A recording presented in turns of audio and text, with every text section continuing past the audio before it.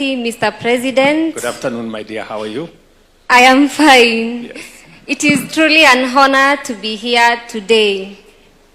My good name is Sharon Mokai Mongela, and I am a born-again youth leader, a mental health advocate, and I am very, very passionate about tourism.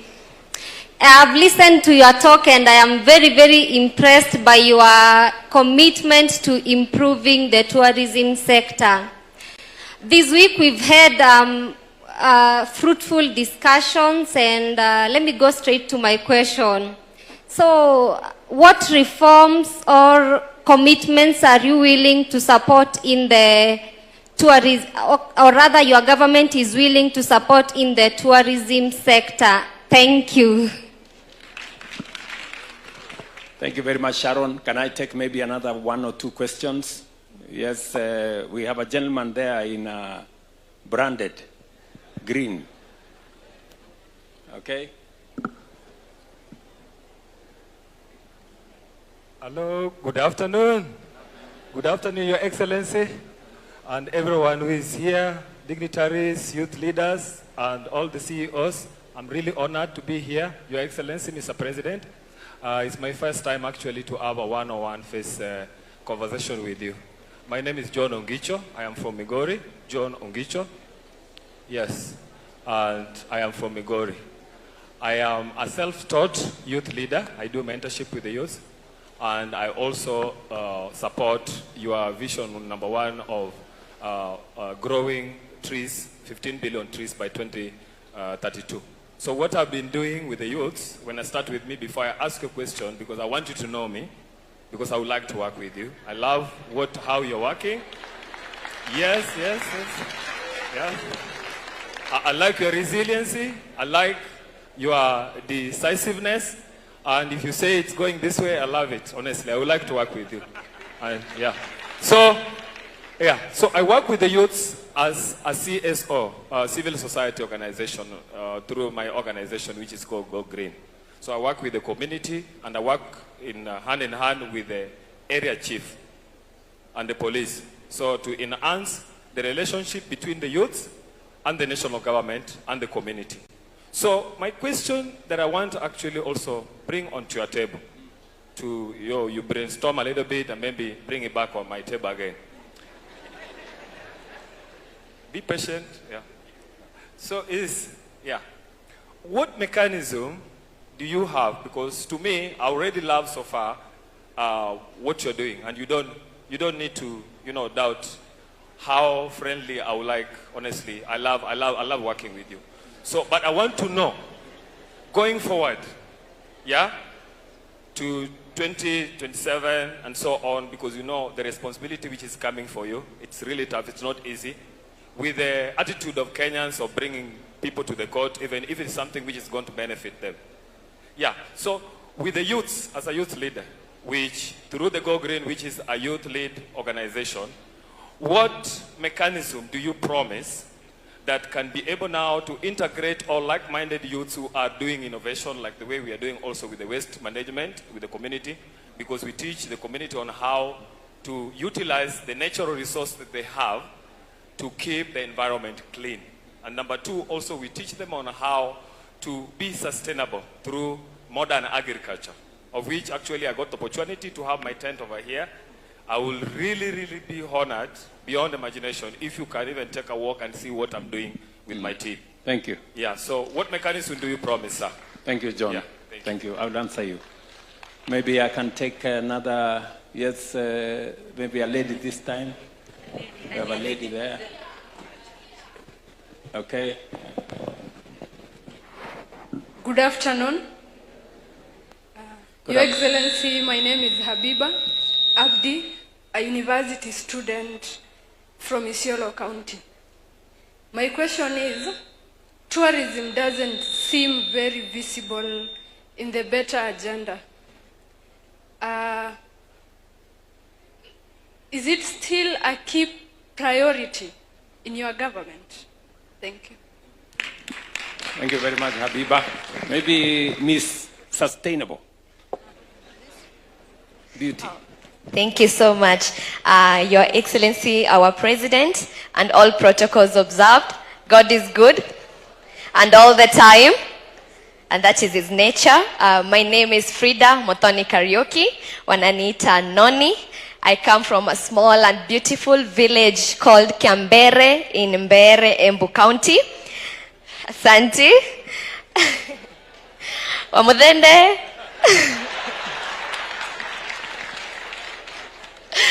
Thank you, Mheshimiwa. I am Miss International Kenya, and 2 weeks ago I represented our beautiful, magical Kenya in Tokyo, Japan, and by God's favor, thank you. By God's favor, I was crowned as the first Miss Sustainable Beauty 2025. Thank you so much. Your Excellency, again in 2022, I represented Kenya in Nigeria and won Kenya the first Miss Tourism Africa. Asante. And if you look, you can see a few crowns here and there of beautiful young Kenyan women who represent our country with excellence internationally on global platforms. Once we go out there, we even forget our names. We become Kenya, and we carry our flag with pride and honor. And all we sing about is Kenya, Kenya, because as you said, you have to be a patriot and speak about your country through and through.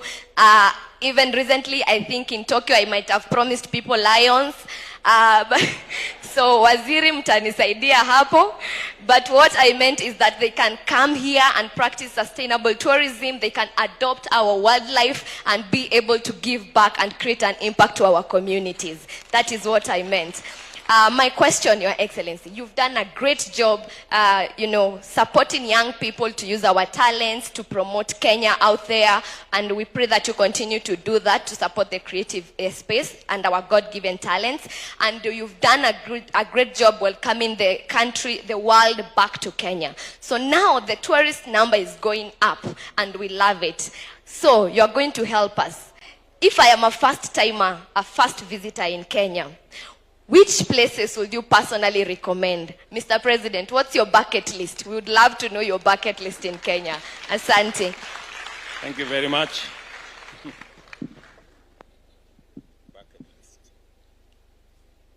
Maybe I'll take one more from somewhere behind. Yes, my good friend here. My name is Jared Lumbasi. I have a question based on the results, census results that were released. We heard that South Africa, Namibia, Botswana, they are ahead of us, and Tanzania in terms of population of wildlife. And if you look at these countries, they have what we call consumptive utilization of wildlife. And we don't have consumptive utilization of wildlife, and we are not ahead. So, do you think we should introduce consumptive utilization of wildlife so that if somebody can keep an impala, if he has like 10, he's free to slaughter like 2, the way we do with goats and sheep? And you find we have people who are negative about this concept. Yet, if you look at, we consume cattle every day, goats every day. Butcheries are full of meat. But we have never lost them. They have never been wiped out. Why can't we do the same for wildlife so that we don't die without having tested an impala? Thank you so much.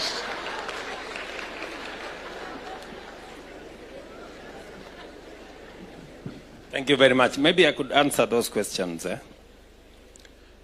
Thank you very much, Sharon.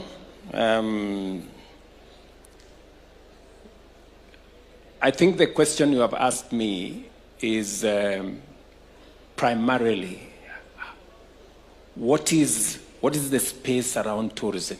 What are we doing? You know, and I have explained to you that we began at the go. You know, we began at the go to look at tourism for what it is. I told you, tourism creates jobs. Tourism supports enterprises. Tourism supports our farmers. And tourism, of course, brands Kenya and makes Kenya what it is. And we have done that consistently. We started the refurbishment of this KICC 2 months after I got into office. We went to the hiring of more rangers because our animals were being, our wildlife were being threatened by, poachers and people who wanted to undermine the whole tourism sector. We had to step in. We have had to do digitization so that we can ease travel. So we have done many things to make sure that our tourism product is elevated. When I had a conversation with the tourism sector before the last election, they told me it is not just numbers that is important. It is what type of numbers. They told me that we want to promote Kenya as an high-end destination so that we can get value for every tourist who comes into Kenya. And that is precisely the interventions we've been making, because the first thing is to make Kenya safe, to make our national parks, game reserves, and tourist spots safe. And that is why we had to hire men and women to take care of that. We have to promote, the tourism infrastructure. You need a proper working KICC. You need other spaces. I said, for example, we have gaps which we can turn into opportunities. There is space for us and for investors to invest in new hotels in Kenya. I am very happy, for example, that part of the contract we have given to Bomas of Kenya is that there will be 3 new hotels at the Bomas of Kenya. Not built by the government of Kenya, but built by the private sector. And we are insisting that they must be among the best hotels in our republic. Because we have a shortage of bed space, especially in many of our tourist facilities are a bit aged, whether it is at the coast or even in our parks. We have to rethink a renewal of all that space. So, to your point, our focus is razor sharp on making sure that we deliver results. And the results speak for themselves today. Our tourism numbers are up by almost 1 million. Our park, people going to the national park have increased from about 2.1 million to 3.26 million. Is that correct? Yes, people visiting our parks. Delegates coming for conference facilities. We had 23,000 in 2022. Today we have 37,000 as of last year. Actually this year, beginning this year. And the numbers are growing, and the numbers are growing. The tourist earnings are growing, in fact, exponentially. And that is the trajectory we want to push. John, Mr. Go Green, the same way you are looking for an opportunity to work with me, I also want to work with you.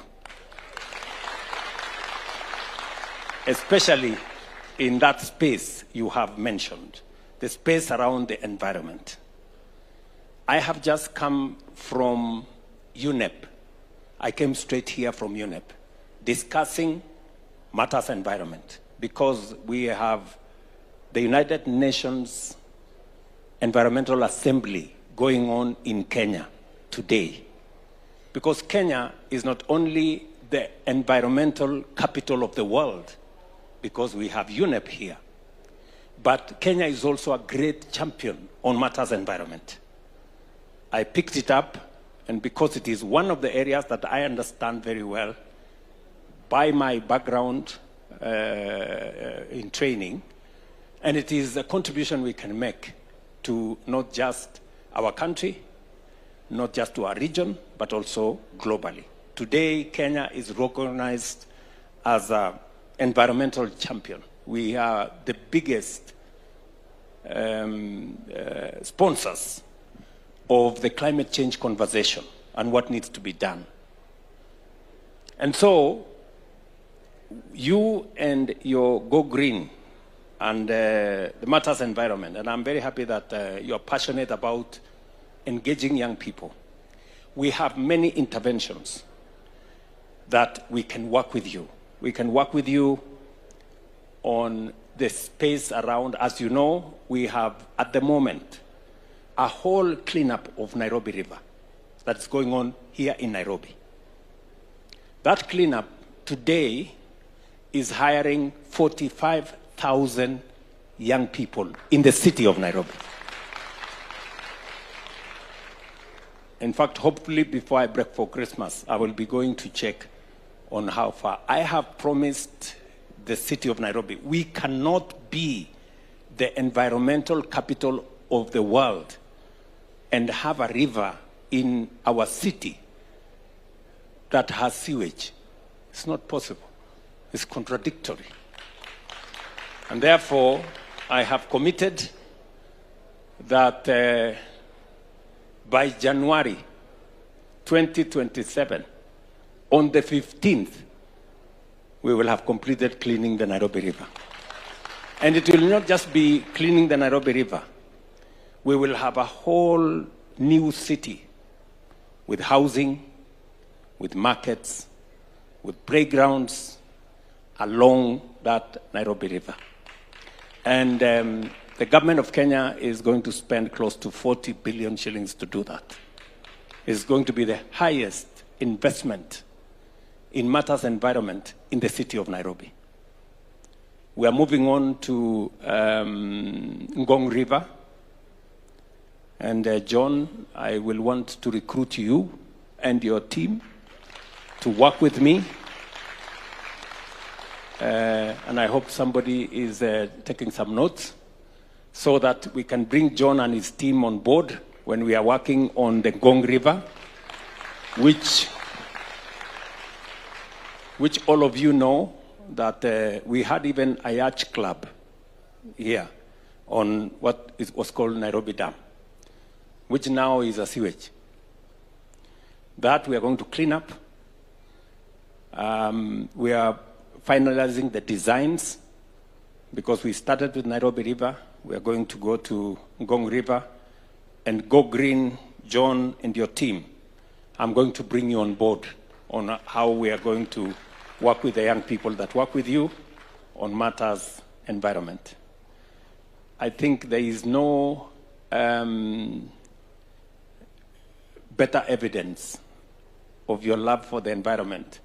I think your dressing speaks it. And so that's how we are going to work together. Habiba has asked me the question whether this is, she says, maybe she's not persuaded that tourism is at the heart of the better agenda.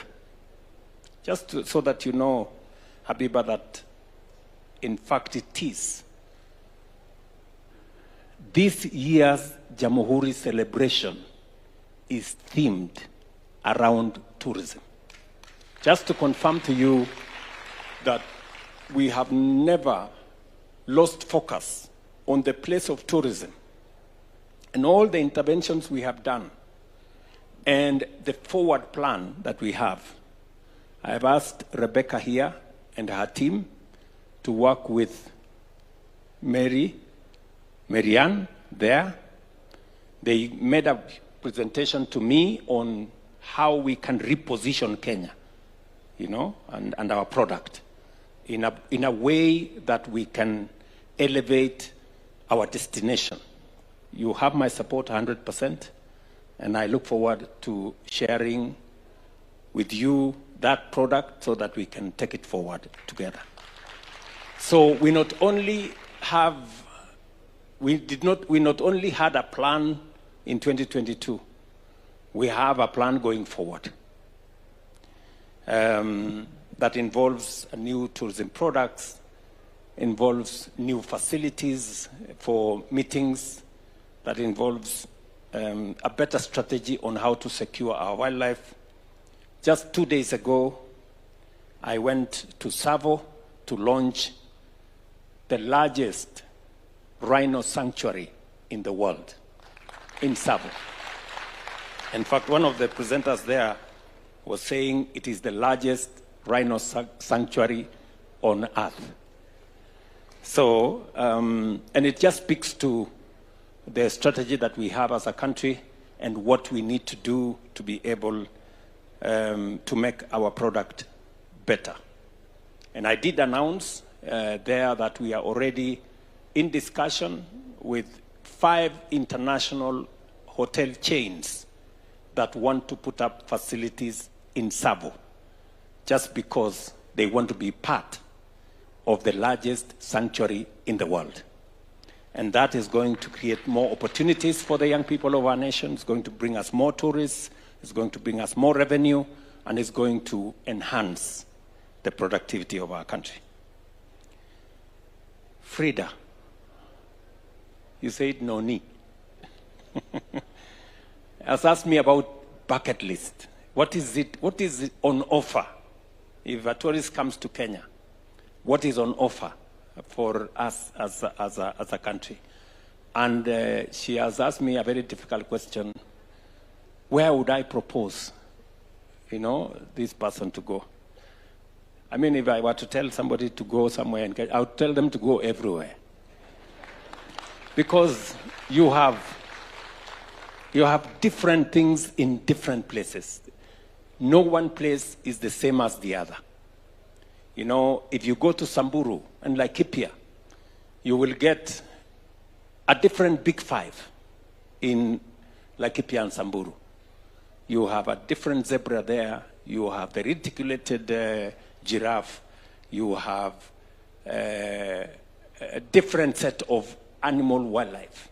If you go to Masai Mara, you have a different set of experience. If you go to the coast, our beaches, it's a completely, different experience. If you want to sample culture, whether you go to Loyongalani, or you go to Tobonglore, or you go to Pinjluo, or you go to the next, or you go to Lamu for the Lamu cultural,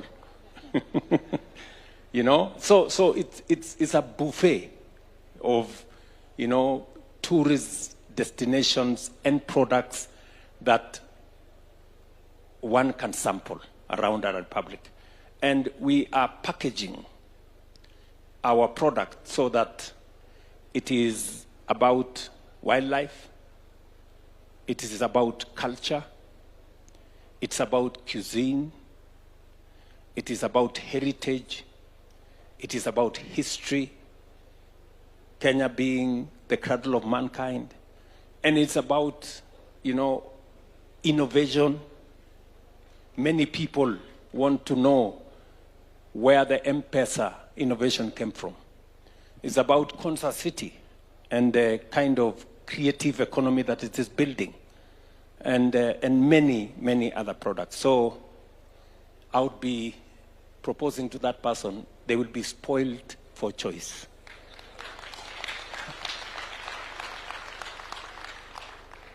And then Jared has said we should eat the animals.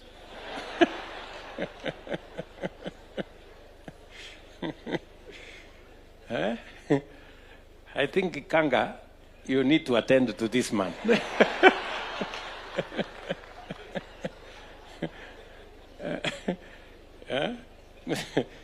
Mr. Lubasi has a very interesting proposal. He says there is something called consumptive utilization of wildlife. That the people should be allowed to keep 3, 4 antelopes. If they become 10, they can eat 2. Well, we are a meat-eating society. In fact, just so that you know, Kenya has the third largest livestock herd in Africa. And part of what Kenya is about is nyama choma. Sindio? It's about meat. And you will find nyama choma everywhere. You will find nyama choma in a kiosk. You will find nyama choma in a 5-star hotel. You will find nyama choma on a roadside. You will find nyama choma in people's homes. You will find whatever. So maybe I will ask TRF. The CEO of TRF is here. The institute, the TRI, this man, to do some research on what Mr. Lubasi has said. He says, maybe if we provide people with an opportunity to keep some of this wildlife, we might actually grow our wildlife numbers. Because he says the wildlife numbers in Tanzania and all the other places are more than us, and yet they are allowed to eat. So please, do some research so that we don't make a mistake. Yeah? Because I don't think I have quite an answer for him now. The only answer I can think about is for Kanga to deal with him, not to eat the wildlife.